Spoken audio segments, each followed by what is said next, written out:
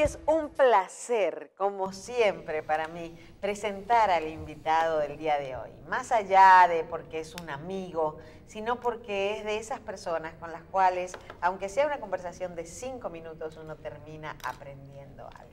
Así que para mí es un placer, al igual que para todos ustedes, tener con nosotros al doctor Juan Miguel Castillo Pantaleón, jurista experto en Derecho Constitucional y amigo de Síntesis. Bueno, la última condición es la que más me enorgullece, amigo de ustedes, que son comunicadores con una línea muy clara de defender buenos valores, y eso hay que reconocerlo. Así que yo cada vez que vengo aquí me siento halagado.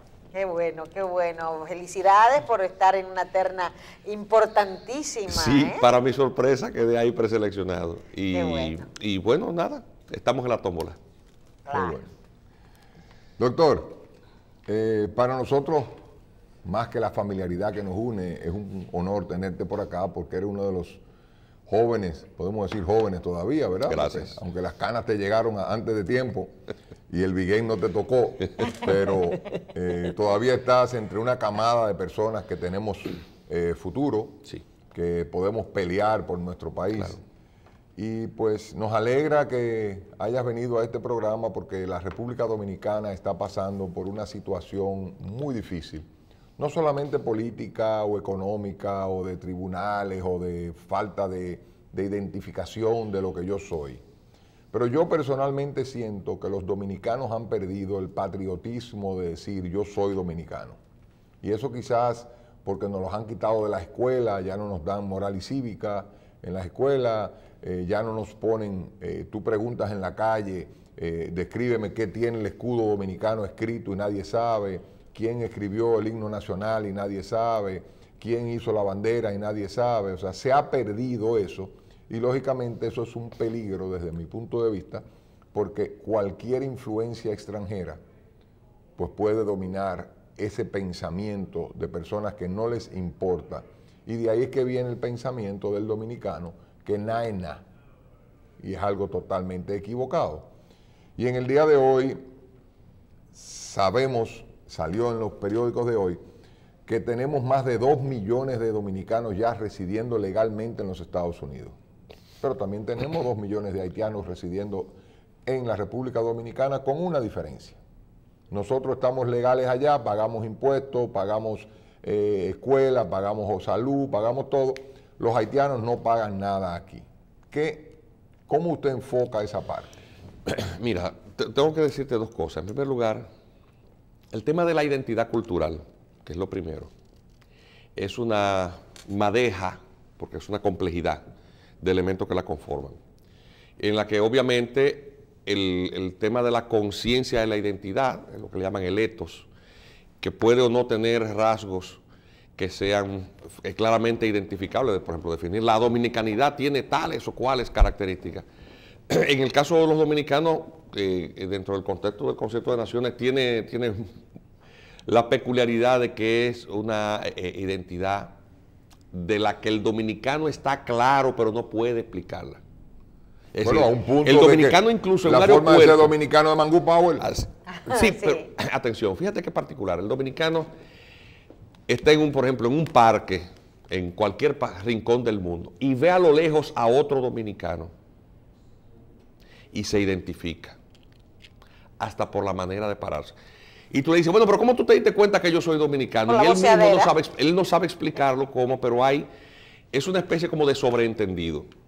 Obviamente que todos estos elementos se refuerzan cuando tú tienes políticas públicas que hacen énfasis en destacar algunos aspectos de civilidad, es decir, de comportamiento cívico, con los cuales obviamente estos elementos pueden configurarse de manera más clara. Entonces, obviamente cuando tú tienes que del currículum estudiantil tú eliminas ciertos aspectos como la educación cívica o la moral y cívica, como le llamaban antes, ¿verdad?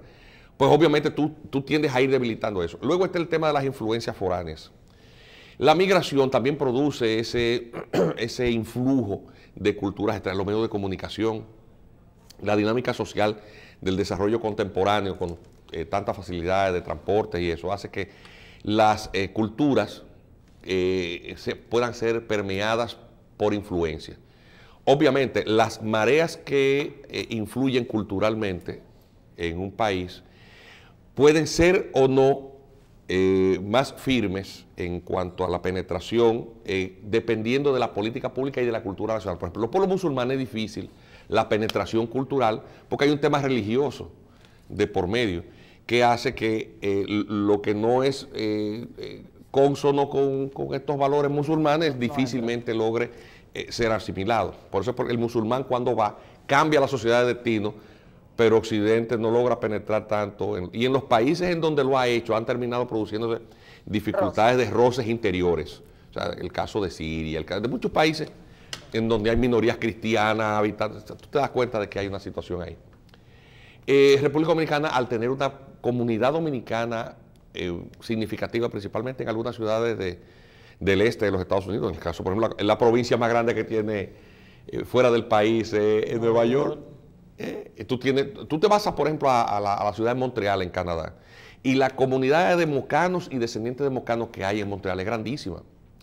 Y se da una particularidad en esas comunidades, que es algo que ocurre en todas las comunidades de migrantes, porque es un tema también de supervivencia.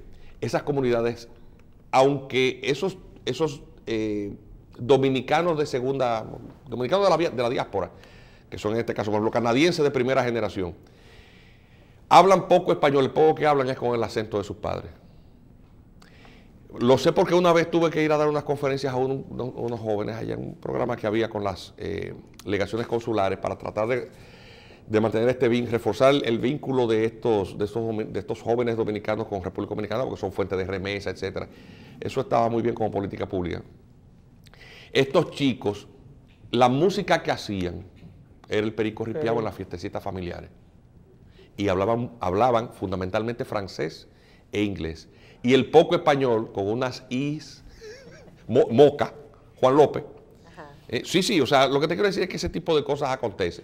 Por lo tanto, la dominicanidad, te digo yo, que sobrevive, ha mutado en una parte importante de la población, ¿entiendes? O sea, no es lo mismo el joven de los sectores marginados del Gran Santo Domingo que el joven que vive aún en un campo del interior. Es decir, son dominicanos ambos, pero los códigos de vestimenta son formas distintas de la dominicanidad, porque las culturas no son absolutamente impermeables, tienen eso tengo que decirte. Ahora bien, cuando el desbalance poblacional producto de la inmigración tiene un componente cuantitativo considerable, obviamente la presencia de esa población extranjera que tiene sus propias costumbres, no solamente tiene un impacto en la sociedad de acogida, sino que si la desproporción es mucha, entonces tú tienes no tanto un problema de dificultad de integración, tú tienes un tema de suplantación de identidad. ¿Qué es lo que está pasando en muchos pueblos de la frontera? ¿Qué es lo que está pasando en muchas partes del país? Sí, pero no solamente... Tú te vas a Veronda y güey, y tú tienes ese problema. No solamente en pueblos de la frontera. Lo que está pasando en la República Dominicana es que tenemos una inmigración masiva hacia la República Dominicana que puede suplantarnos la ideología en alguna parte del país, pero también tenemos una reproducción masiva de ciudadanos indocumentados en la República Dominicana que están haciendo ya los trucos necesarios para violar la Constitución dominicana y documentarse como dominicanos. Y documentarse, a un punto de que estos nacionales vienen a dar a luz a los hospitales y como el padre y la madre son ilegales, no pueden hacer los dominicanos, buscan a Dari Terrero, que es un nacional haitiano, con los papeles, y Dari Terrero lo declara como su hijo. Sí, eso lo denunciamos en su momento, y la Junta Central Electoral, de hecho, ordenó una investigación que confirmó la denuncia y dictaron una resolución para poner mayores controles administrativos al tema de suplantación de los declarantes, de los padres, por parte de declarantes que no son realmente quienes tienen la afiliación con el declarado. Lo que pasa es lo siguiente, mira, ¿cuál es la reflexión? Hay dos polos y el mundo, porque el siglo XX y el siglo XXI es el siglo de las migraciones, porque recuérdate que los avances de la tecnología de transporte, naviero, aéreo y férreo y por vehículos de motorizo, que las distancias se acortaran. Claro, lógicamente por la facilidad de transporte. Y por eso muchos estudiosos de la demografía definen el siglo XX y obviamente el XXI como el siglo de las migraciones. O sea, los movimientos humanos que han acontecido en los últimos 100 años no tienen comparación con ninguna otra etapa de migraciones de la humanidad, en términos cuantitativos, además también de que el planeta está sobrepoblado. Y tú tienes, por lo tanto, también la existencia de estados como entidades políticas, que son un fenómeno que en la historia de la humanidad es relativamente reciente, porque la entidad jurídica del Estado, con las características que nosotros lo conocemos hoy, jurídicas, realmente es un constructo que no tiene 300 años. El Estado moderno no tiene 300 años. Surge después de los acuerdos de paz que pusieron fin a las guerras dinásticas en Europa, la paz de Westfalia, en donde los soberanos ya no se presentaban a firmar los acuerdos de paz como entes soberanos, sino en representación de los pueblos, y por lo tanto el soberano era el pueblo, no el monarca. Entonces, obviamente ahí hay un desplazamiento. Pero acontece un tema de que la adscripción, también con el cambio del modelo feudal en donde el siervo le debía lealtad al monarca, luego al desaparecer la servidumbre, la población, que es la que elige sus gobernantes, es la soberana. Pero hay un tema de que la implicación territorial que tenía el antiguo Estado feudal pasa, y la lealtad que se debía a ese monarca, pasa a trasladarse a la entidad estatal. La lealtad, por lo tanto, no es al soberano, sino a la patria. Oye, qué transitante. O sea, el término de lealtad a un decálogo de valores que usualmente se recoge en los textos constitucionales, también implica una nueva dimensión del sentimiento de lealtad patriótica o patriotismo. Atención, que en un principio padre de la patria tenía una significación obispal.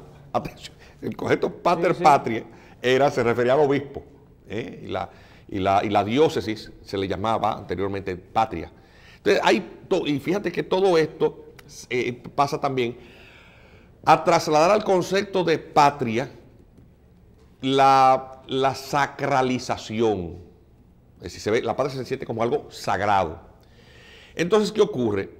Con este fenómeno de las migraciones hay un tema de cuestionar la lealtad a la patria y el entrecomillamiento de lo que significa la colocación de lo nacional, lo patriótico, por encima de otros valores. Entonces dice, bueno, eso es excluyente, eso tiene que ser sustituido por la diversidad, la multiculturalidad. Y tú tienes ahora mismo dos extremos del pensamiento. El que pretende privilegiar la globalización y la multiculturalidad, es decir, que hay una ciudadanía universal, y luego la adscripción a los valores propios de lo tuyo, de lo que tú entiendes como el nosotros, que es, obviamente, que dice, bueno, frente a la migración, lo que tiene que hacer el migrante es integrarse a mis valores, no yo abrirme a otro. Y entonces, el concepto de lealtad. Y doctor, frente a esos movimientos de llamado de nacionalistas, de protección a la hay un resurgimiento. Pero tenemos precedentes en la República Dominicana de ese tipo de movimiento. No, atención. Lo que te quiero decir, estoy haciendo una reflexión de carácter filosófico. Eso tiene su aterrizaje jurídico. Porque lo cierto es que como las entidades estatales tienen una serie de características que el derecho internacional también reconoce y consagra, por el derecho internacional, parte de la comunidad de una multiplicidad de estados. El principio de no injerencia es, por lo tanto, fundamental en el derecho internacional. Entonces tú tienes un tema de que dentro de la entidad, en lo interno de la entidad, pueden o no darse movimientos que refuercen una posición o la otra. Y eso a veces produce situaciones de roce. Los movimientos, por lo tanto, nacionalistas extremos, yéndose en una dirección excluyente, puede confundirse con actitudes chauvinistas o xenófobas. Sí. Y luego están otras formas de nacionalismo que son más moderados. República Dominicana, de hecho, su origen como nación tiene que ver con el sentimiento de rechazo que ante el ocupante foráneo siente una población que se siente distinta al ocupante. Esos son los trinitarios que canalizan ese sentimiento nacional y libran las guerras y las independencias. O sea, las gestas de liberación de los pueblos tienen su origen en el nacionalismo. Es decir, desde el punto de vista ético-moral, que lo jurídico recoge porque es un valor jurídicamente protegido, el patriotismo es algo que no se puede desdeñar. La jurisprudencia del Tribunal Constitucional, de hecho, recoge ya una cantidad de sentencias en las cuales dimensiones de la soberanía son reconocidas. Por ejemplo, la integridad territorial. el ejercicio de las potestades estatales sobre el espectro radioeléctrico. El tema de la identificación de quiénes son o no nacionales por nacimiento, cuáles son las limitaciones del acceso al derecho de la nacionalidad. Toda esa jurisprudencia te va a ir, de cierta manera, mostrando un perfil de lo que se entiende por soberanía estatal. Sí, ¿Qué tipo de convenio puede o no limitar las potestades estatales? ¿Qué naturaleza tiene, por ejemplo, el concordato? ¿Entiendes lo que te quiero decir? Todos esos son ejercicios en la jurisprudencia constitucional que delimitan lo que es el Estado dominicano y con ello la definición de lo que es la soberanía. O sea, se va de lo muy filosófico hasta lo práctico y está ahí. Obviamente lo teórico lo que hacemos es sencillamente identificar eso y sistematizarlo. Doctor. Y poderlo explicar y decir más o menos cómo funciona. Sabemos que para una población mantenerse, tiene que por lo menos reproducirse a 2.5 por familia. Así es. La República Dominicana está por debajo de eso. Las familias dominicanas estamos a un 2.2 por familia. Pero los haitianos que residen en la República Dominicana están a 4.8. Así es. Y los haitianos que residen en Haití están a 7.2.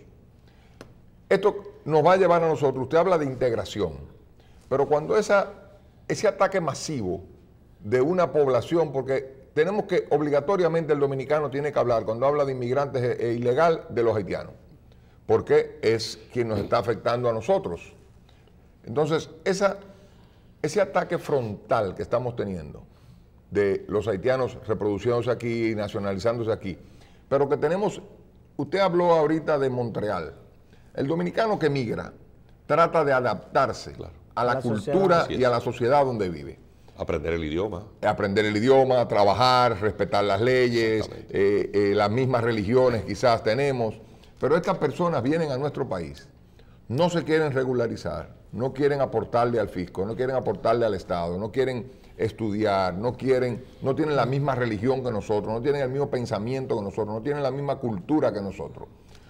¿Cómo usted visualiza el futuro de la República Dominicana si seguimos teniendo una ley o una política de migración tan frágil como la que tenemos hoy en día? Y digo frágil porque por lo menos yo no conozco ningún movimiento que el gobierno, no porque no estamos hablando políticamente acabando con nadie. Los últimos 3, 4 gobiernos que hemos tenido, no ha habido ningún movimiento que nos diga, no, los haitianos o los inmigrantes ilegales tienen que hacer tal cosa. Es más, le estamos poniendo más trabas ahora mismo a los venezolanos que a los haitianos. Así es. Entonces, a los inversionistas extranjeros se les ponen más trabas en la dirección general. Pero claro que sí. Tú vienes como abogado yo puedo dar testimonio de eso. Claro. O sea, la cantidad de requisitos que hay que satisfacer para que un inversionista logre alcanzar el estatus de residente permanente. O sea, que vienen con grandes cantidades de es una cosa increíble en el país. Eso es así. Y los abogados que ejercen la materia migratoria pueden corroborar lo que yo tengo. Entonces, ¿qué podemos pensar? ¿Que se fuñó la República Dominicana? No, lo que ocurre, mira, en primer lugar, lo que ha señalado con respecto al tema del crecimiento poblacional son datos ciertos. Es decir, no es una opinión tuya, es un hecho. Se habla del 63% de las parturientas en los hospitales públicos. En el caso de Haití, obviamente, lo que hace que el crecimiento poblacional no sea explosivo es que tienen la tasa de mortalidad materno-infantil más alta y las expectativas de vida más bajas del continente. La vida neonatal. La vida de una persona. Nosotros como dominicanos tenemos una expectativa de vida de 79 a 80 años. El haitiano tiene una expectativa de vida de 60 años. De 60. De menos de 60 en muchos casos. Yo no voy a vivir Haití, ¿no? Porque tiene que ver con condiciones sanitarias, es decir, un tema de alimentación. Hay muchísimas razones, la morbilidad. El punto es que obviamente cuando tú tienes facilidades, una generosidad excesiva sin límite, porque compromete los recursos, que son pocos de los más pobres dominicanos, y tú das esas facilidades hospitalarias para una población, obviamente eso hace aumentar la posibilidad de, y con ello la consecuente desproporción a mediano y largo plazo de la población haitiana que se reproduce, sobrevive y se establece por falta de control migratorio efectivo. Entonces tú tienes un tema de que a largo plazo vamos a tener una suplantación de poblaciones. Eso es algo que nosotros hemos alertado. O sea, que ellos no se van a integrar a nosotros, no van a suplantar. No, porque tampoco hay una política pública dirigida a producir la integración del haitiano. No la hay. De hecho, lo que hay una política pública en materia educativa... Pero es que no la puede haber, doctor. Si no hablamos el mismo idioma, no tenemos la misma religión, no tenemos la misma costumbre, no hay cómo integrarlos. Entonces, obviamente, por ejemplo, en el campo educativo, tú tienes el currículum de historia dominicana, eliminando capítulos importantes que definieron la dominicanidad, el tema de las guerras de independencia. Claro.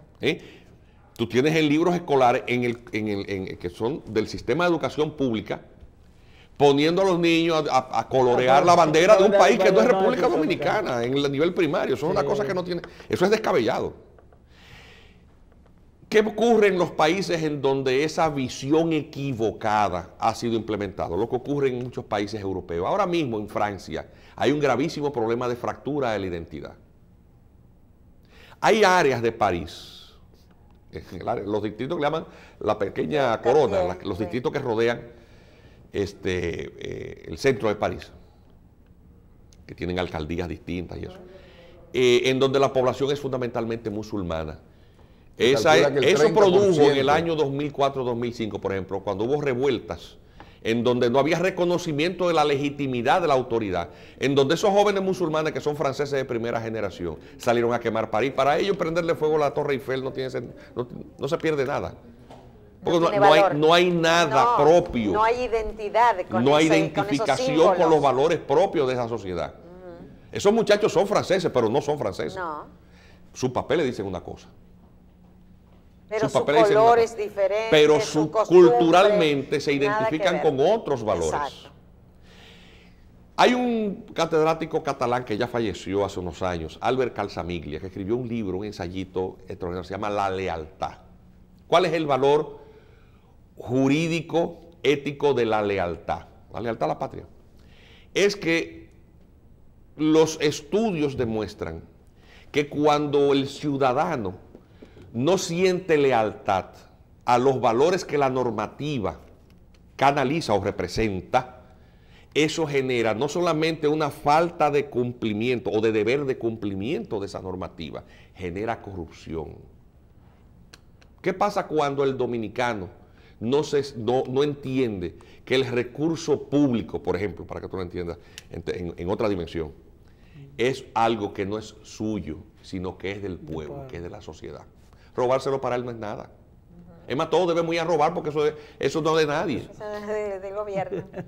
Cuando tú no promueves un nivel de cumplimiento pero ese señor catalán vivía aquí en la República Dominicana. No, ese es un ensayo que él publicó. Sí, porque el ensayo coincide con la República Dominicana. Porque es un ensayo, obviamente, que en su momento fue un tapabocas a toda esta oleada que promueve la multiculturalidad. Es decir, decir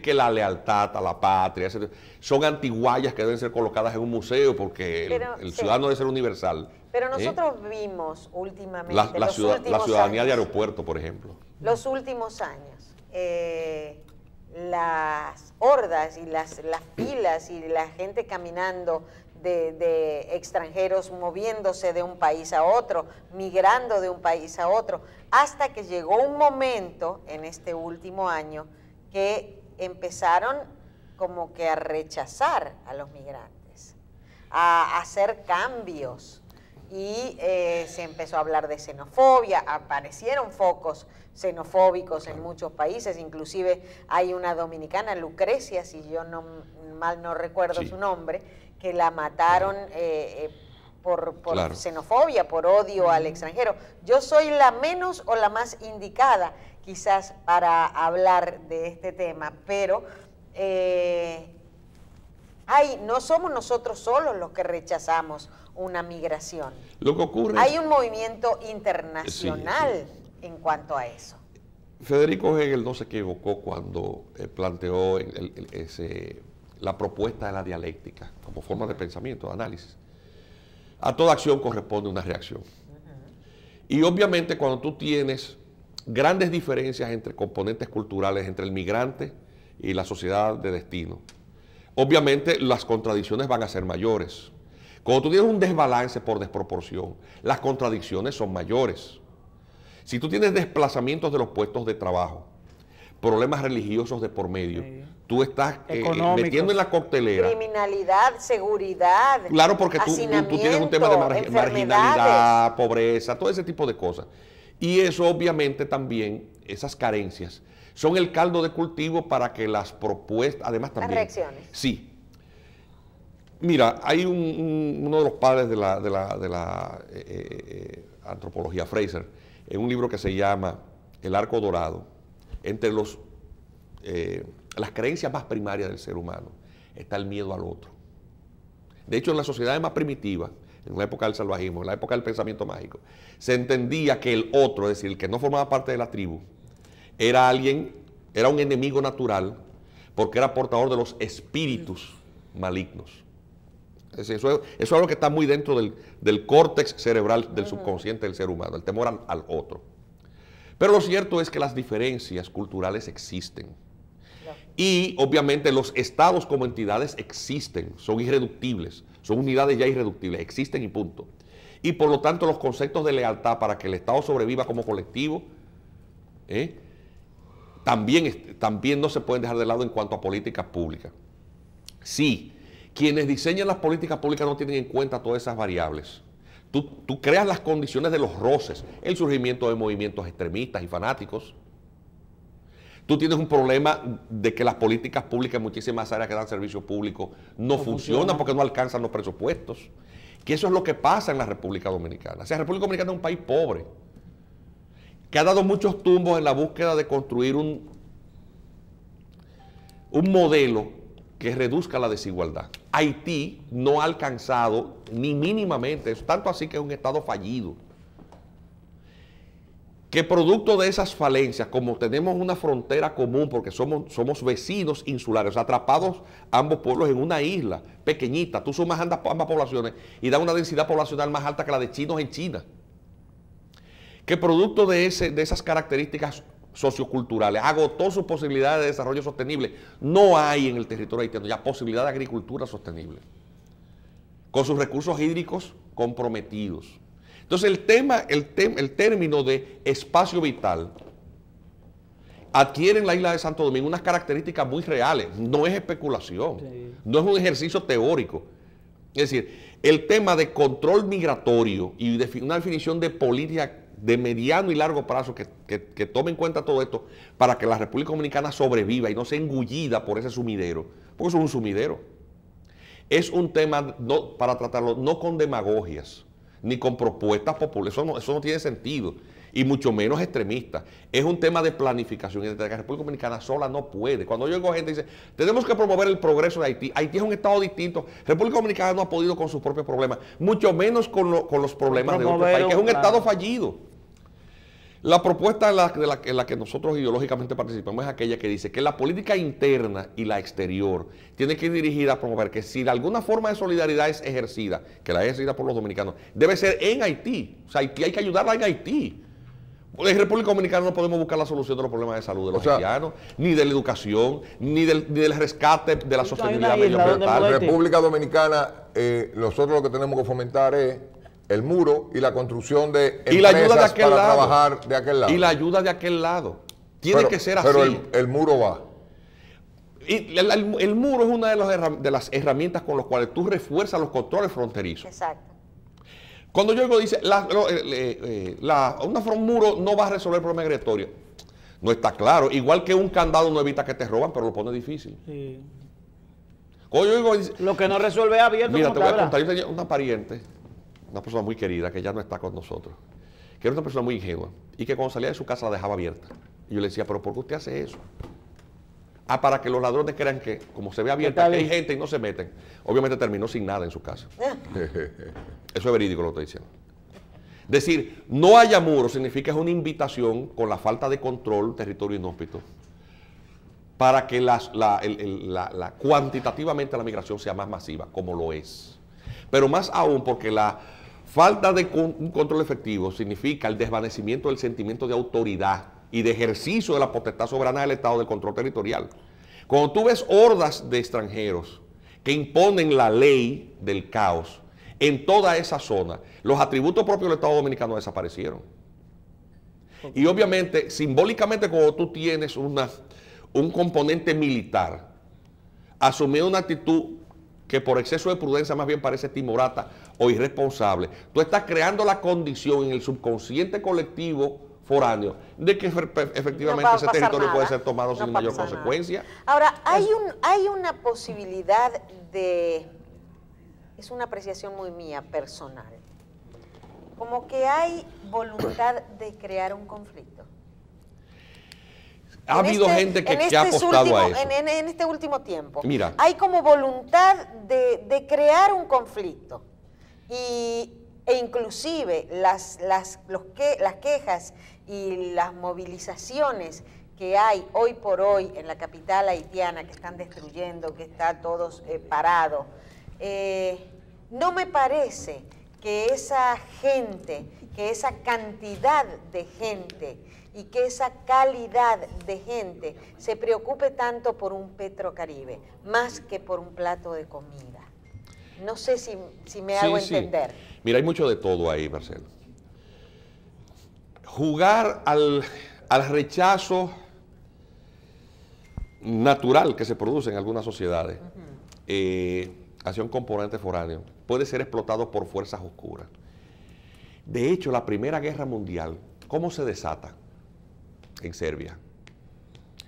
Con la muerte en Sarajevo del príncipe heredero y la conflagración del Imperio Austrohúngaro. Eso generó la Primera Guerra Mundial. ¿Qué se explotó? El sentimiento nacionalista de los serbios, ocupado por una potencia que ellos no reconocían.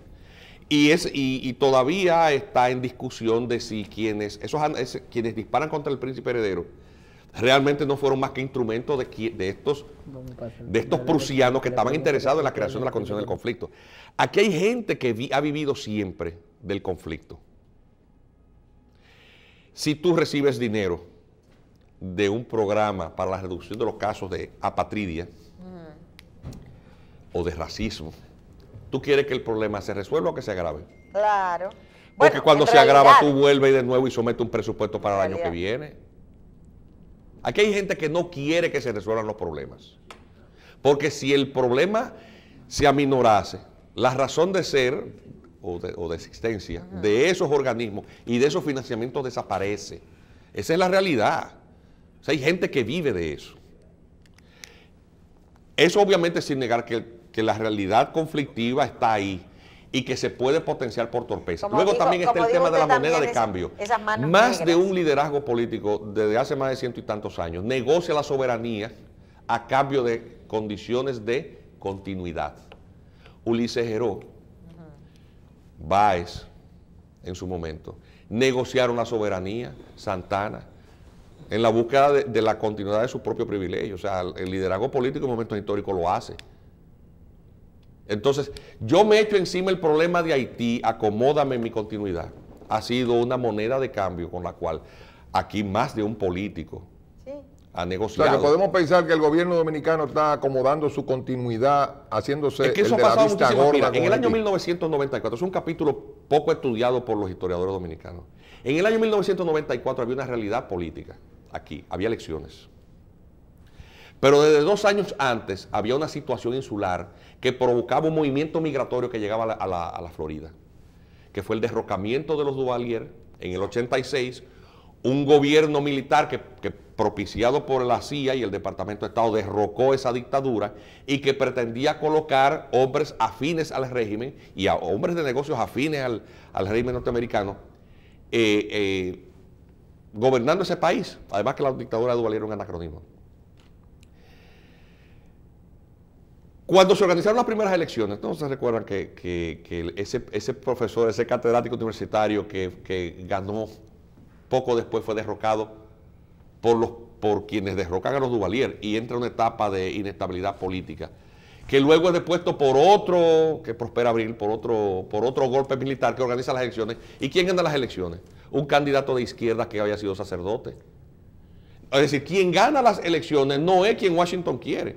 Pero en ese periodo que dura 2 años se genera una inestabilidad política tan grande que genera una oleada migratoria de más de 22.000 balseros. ¿Ustedes no se recuerdan de eso? Sí. Eso fue en el la año. época de Jean Bertrand. de Aristide. Claro, entonces cuando Aristide llega, obviamente el gobierno norteamericano tiene que propiciar el derrocamiento del único gobernante democráticamente elegido en muchísimo tiempo, en Haití. Es decir, quienes producen el cambio de la dictadura a la democracia y luego conspiran contra la propia democracia son las mismas fuerzas. Y para colmo, con una prédica demagógica antidominicana. Para resolver ese impasse, se trató de forzar a la República Dominicana a establecer campos de refugiados para acoger esas oleadas migratorias, el Plan Éxodo. Lo cual es un documento, yo lo tengo el documento, un documento militar que fue presentado al presidente Balaguer entonces. ¿Y qué hace el presidente? Obviamente, él explota también eso con fines políticos.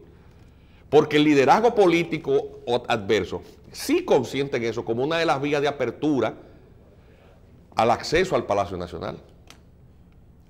Oye, qué paradoja de la vida, que quien lo encabeza es un líder dominicano de origen haitiano, que dio muestras de una dominicanidad incuestionable cuando joven se convirtió en uno de los líderes de oposición a la invasión norteamericana, que era José Francisco Peña Gómez. O sea, fíjate qué paradojas son las de la historia. Que este hombre, con su situación personal familiar, en un momento juegue un rol y en otro momento juega otro rol para buscar la solución a una situación regional en el momento. ¿Y qué hace Balaguer? Juega esa baraja también para su propia continuidad. Al final de cuentas, la moneda de cambio es el tema del sentimiento nacional o la soberanía. Entonces, el país siempre ha estado al riesgo de esas transacciones. Y eso es lo que uno como dominicano le reclama a los liderazgos. Hay temas con los cuales la politiquería no puede jugarse, porque comprometen el destino de todos nosotros y de las generaciones por venir. Y poniendo en peligro lo que es la existencia de lo más valioso que es la soberanía República Dominicana. nacional. Claro. Hay un tema que obviamente no podemos obviarlo, y es que usted fue entre los preseleccionados, ¿verdad? Por el Sí, Consejo así Nacional es. de la Magistratura para ocupar una posición en el Tribunal Constitucional. Y 47 para 4 puestos. frente a esa posibilidad, ¿cree usted que no hay necesidad de exponer las condiciones en términos de profesionalidad y de todo el conocimiento en términos constitucionales y demás? ¿Están dadas las condiciones fácticas para que usted sea elegido? ¿Hay posibilidad de que usted sea elegido frente a todo lo que envuelve la elección de un juez de la Suprema Corte de Justicia? Mira, lo primero es, perdón. yo no podía negarme a ser propuesto por las instituciones y hasta las familias que lo hicieron. A ver, la familia Orlando Martínez me mandó una carta muy bonita. ¿Cómo yo le digo que no? No me propongas. Obviamente, eso es un albur. Puede que lo designen o no designen a X o a Y. Eso es algo que está más allá del control, por lo menos mío.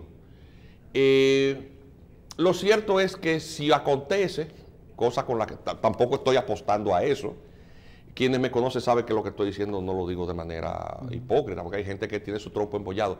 Yo una vez serví a una insignificante posición judicial, salí de ahí, me ha dado muchísimo trabajo lograr permanecer en el ejercicio profesional, lo he logrado, tengo mi familia bien y sin necesidad de comprometer mis principios ni transar cosas. El nombre de uno está ahí, pero no solamente el mío, hay mucha gente valiosa en ese listado. Hay gente menos conocida, pero hay gente valiosa. Yo la única expectativa que tengo, y es a lo que apuesto, no por mí, sino en general por las ideas, es que el Consejo que haga lo posible por designar a gente que vaya mucho más allá de la vinculación. Pero porque el país está primero. Particularmente en el caso suyo, ¿por qué usted entendería que no sería elegido? Particular, en su caso particular. No, yo no tengo ningún tipo de expectativa, ni positiva ni negativa. Sencillamente mi nombre está ahí, cuando me convoquen voy. No voy a dejar de decir lo que yo digo, porque yo no puedo hacerme el gracioso. Y ya a esta altura del juego no voy a ponerme a hacer el gracioso con nadie. Frase, doctor, yo sé que usted también. Sí, o sea, eso es así. Está primero. Si a uno lo designan, pues bien. Haría todo lo posible por hacer sentir bien y satisfecho a quienes confiaron en uno. Y si no, yo espero que a quienes designen lo hagan bien. Hay jurisprudencia ahí que es la que define la soberanía y la vigencia plena del Estado de Derecho. Mira, Aristóteles decía, yo soy amigo de Platón, pero soy más amigo de la verdad. Todo el que llega ahí, que tiene alguna vinculación política, va a decir, yo soy amigo de un político, pero soy más amigo de la Constitución. Pero si usted no tiene expectativas... Tiene que decirlo. Tiene que decirlo. Si usted no tiene expectativas, mayores expectativas, significa que la valoración no es en términos profesionales. No, yo dije técnicos. simplemente que no tengo una opinión al respecto. O sea, es decir, no tengo, en el sentido de que no lo estoy esperando, ni lo, o sea, no se pueden discutir las competencias de atribución del órgano. Es Claro. decir, mal o bien, son ellos los que designan. Exacto. Atención, y si es por la experiencia, porque lo empírico también está, diría que más bien que otra cosa.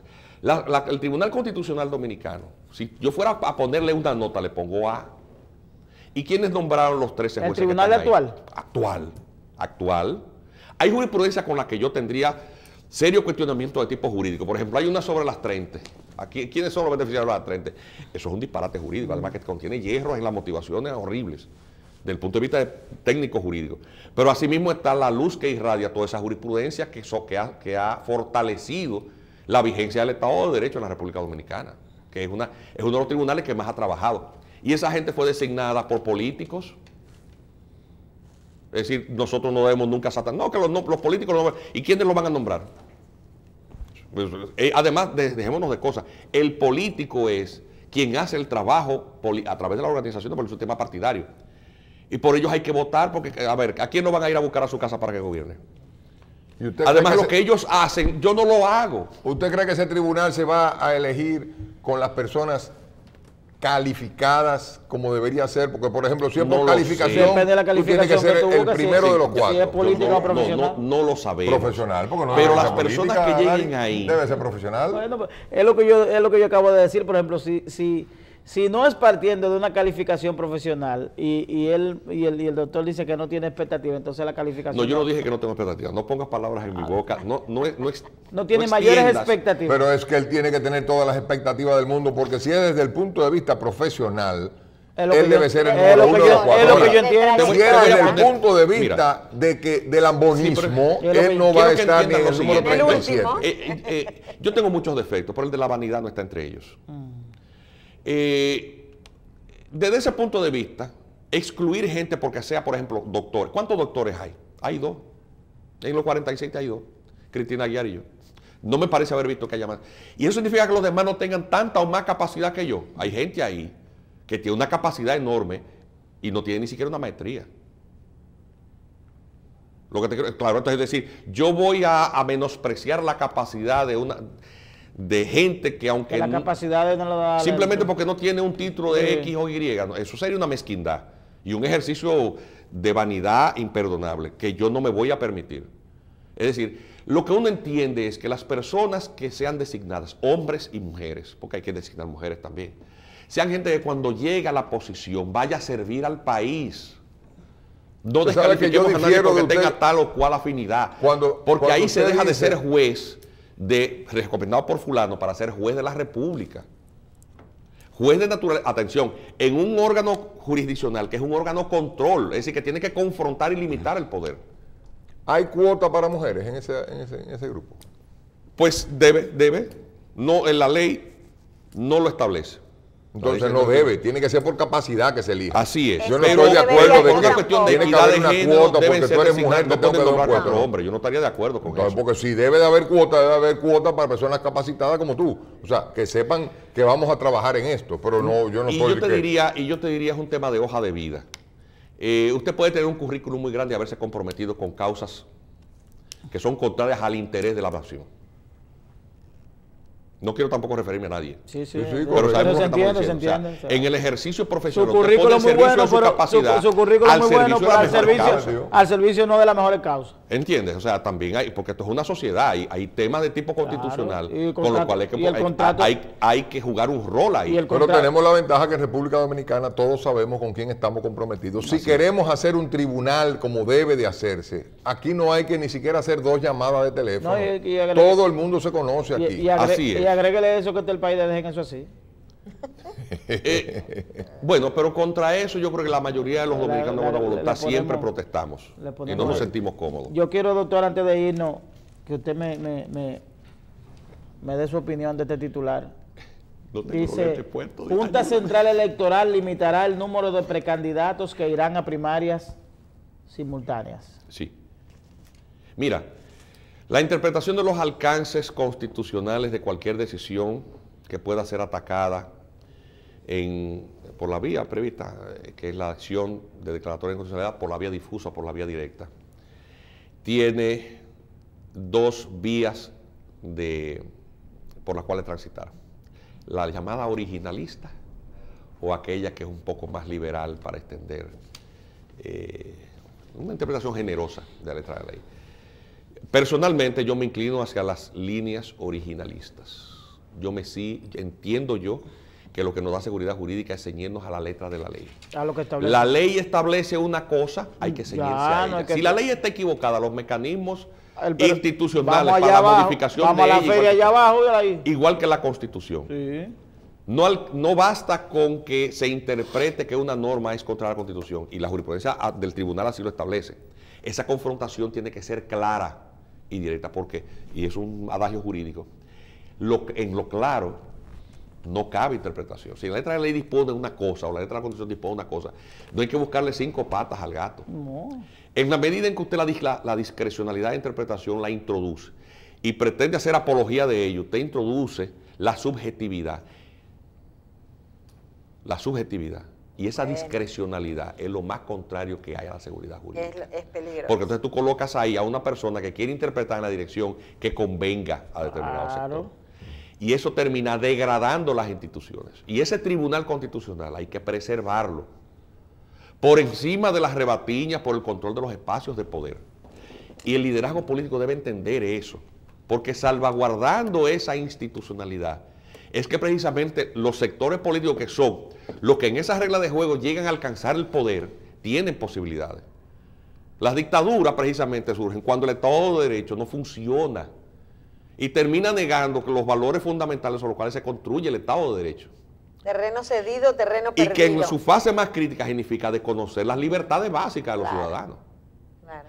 Si en los países en donde el Tribunal Constitucional se ha puesto al servicio de determinados proyectos políticos, Venezuela, por ejemplo, tú tienes dando golpes de Estado constitucional a tribunales constitucionales y con ello la deslegitimación de todo el aparato jurídico del Estado. El Estado de Derecho es una ficción. Entonces, los dominicanos nos ha costado demasiado trabajo construir lo que tenemos. ¿Tenemos cuántos años ya de democracia? Más de 5 décadas. Entonces, nosotros esto que nos ha costado tanto, tenemos que preservarlo. Lo que hace el liderazgo político es algo que también debemos preservar, porque a los políticos hay que preservarlo. Son ellos los que hacen el trabajo que otros ciudadanos no podemos hacer, que estamos empeñados en otras actividades. Yo no puedo cerrar mi oficina para irme a caravanear. No. A meterme en un barrio. Yo, por ejemplo, en el camerino me encontré con un político ahora. Y entonces estábamos hablando, yo digo, mire, lo que ustedes hacen yo no puedo hacerlo, porque eso requiere una forma de ser, de ir a involucrarse con las necesidades de la gente. A veces los mecanismos que se utilizan no son los más idóneos, utilizar el presupuesto nacional para resolver unas agendas, colocarlas al servicio, porque eso crea también una clientela política y eso desnaturaliza la democracia. Pero lo cierto es que nosotros, aún con los tumbos que damos en este sistema, es el mejor sistema posible. ¿Por qué lo vamos a cambiar? Entonces, ciertas reglas del juego hay que preservarlas. Y también el que sirve al sistema de derecho, como somos los abogados, debemos de aportar de la manera crítica, sin que pretender hacernos el gracioso, para multiplicar las posibilidades de acceso a una posición pública. A lo único que nosotros tenemos que servir como ciudadanos es al país. Hacerlo bien. Claro, y hacerlo bien. Si ese consenso se alcanzara, obviamente el país tiene posibilidades de avanzar. ¿Entiendes? Ahora, obviamente, si cada cual piensa en lo suyo, no hay forma. No alcanzará para nadie. Doctor, muchísimas gracias. Gracias a ustedes. Pero yo quiero hablar con usted mañana, pasado, si viene una caravana de Haití para acá. Gracias, doctor. Gracias, doctor. Gracias a ustedes. Que sea uno de esos 4, el deseo de todos pues nosotros. muchas gracias. Por Muchísimas usted gracias. como amigo y por el país. Pues porque me encantó. Bueno, La gracias. patria es primero.